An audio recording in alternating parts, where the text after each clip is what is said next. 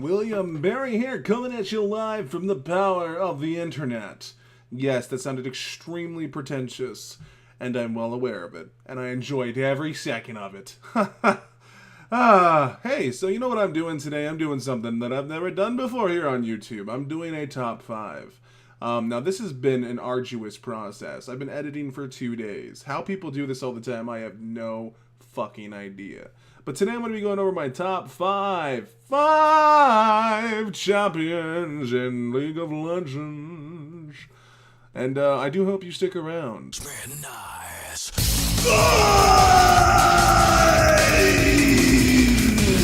Bard is hands down just an awesome champion. Maybe I have a soft spot for him, seeing how he's a plump, long-haired, peg-legged fuck who was also the first new release champion that I ever got to witness. His kit has an overabundance of bullshit and just a whimsical air about him. Nothing screams troll like ulting the entire enemy team while your scion has to run past their golden corpses. There's something so romantic about this champion. Perhaps it's this over-romanticized view that I have of him, like this lost father scouring the jungle looking for his children. But then that little romantic vision that I have of him is quickly torn apart by the fact that you see him throwing his small infant children into the faces of his enemies. Throwing them so hard they explode on impact. Perhaps he's not Father of the Year material, but he's definitely going to be someone in a lane that you don't want to fuck with. He has some of the most awesome skins in the game as well. His base skin, wow, this one screams Hollywood Undead Reject. Like he just got denied, his mask wasn't gonna get selected. Then we have the Ginger Beard Bard that looks like he could be my brother, except for some reason he's got devil horns. Are they trying to say Scottish people are evil? The Penguin Hurler, who likes to warm up with a fucking nice cup of hot chocolate. And then we have the memest of the memes, the meme king itself, the Bod skin. Bod. Nice.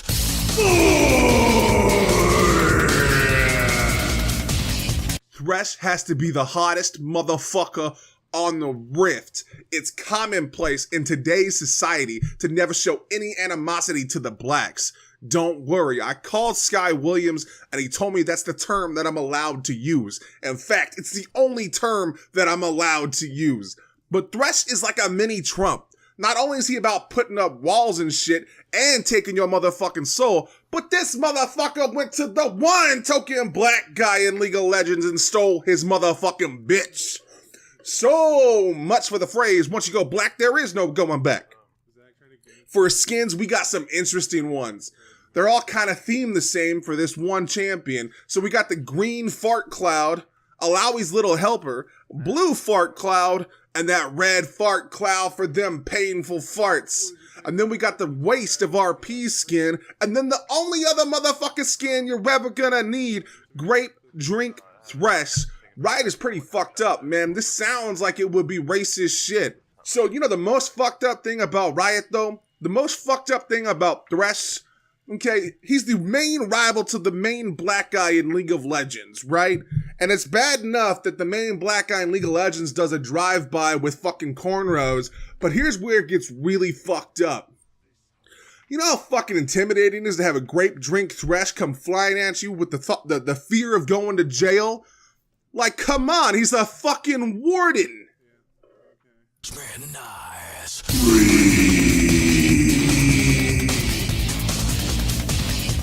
Azir is a pure sacrilege type character.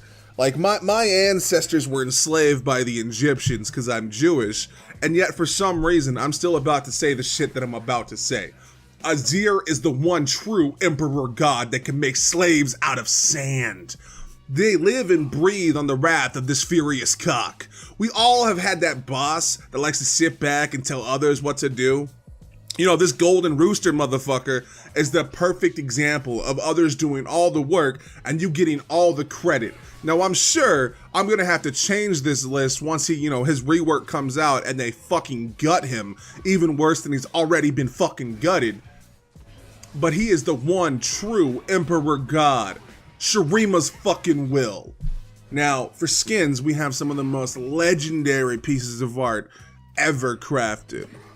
His base skin is Goldmember, Stargate Outcast, Death to Colonel motherfucking Sanders, the waste of RP, and then that one skin that I never bought because it came out when I was trying to quit League. Fuck you, Riot. Fuck you. Zhuge Liang? Very nice.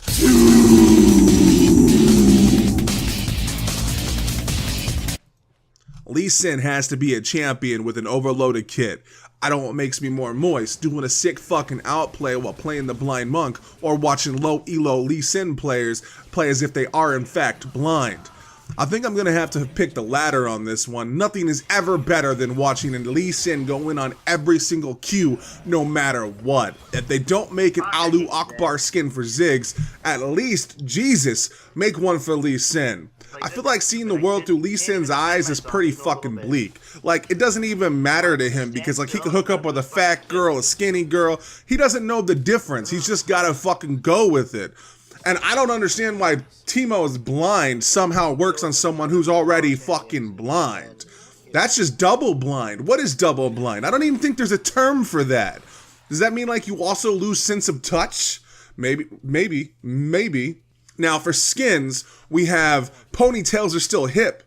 Check out my tat, bro. Assassin's Creed for kids. Wata! Lisa got Pina Colada, waste of RP, from the Bronx, and then the motherfucking puny god, the only skin you're ever gonna fucking need. Yeah, son. Very nice.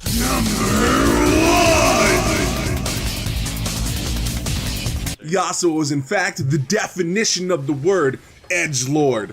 This weeby fucking champ is the very cancer of League of Legends and the root of all evil and toxicity on the Rift. It's a fucking shame too, because playing him is so fucking fun. Flying around through minions, talking about wind and shit. Nothing makes other players quiver more than when someone locks in Yasuo. He's got one of the highest ban rates, and here's the reason why. When he's on the enemy team, he brings fear, because you know he's gonna carry, he's gonna 1v5, and that motherfucker's gonna get a pentakill. When he's on your team, you know you'll be seeing him throw first blood so quick to the enemy team that you would think he would turret dive at level 1. It's just the rule of Shaco, but we should actually change that terminology to the rule of Yasuo. For skins, we have anime character, repressed homosexual tendencies, RoboCop samurai, inspired by Sword Art Online, and the king itself, the king of motherfucking Edge. Thank you so much for watching my channel. My name is William Barry. I never thought I was going to do a top 5 in my entire time of being on YouTube. I always thought they were low effort content. I was wrong. This was probably, outside of the review I did like 2 years ago, probably the most effort I put into a video in a long time. So, yeah, I stand corrected. My pompous ass can admit when he is wrong. And with that, I'm going to get ready for the shitstorm that's about to go down with this video, because I know it's not going to have a really good reception, even of those that do watch it. So I'm going to go grab a blankie, and I'm going to get to my safe space. You guys have yourself a wonderful day. Best of luck on the Rift.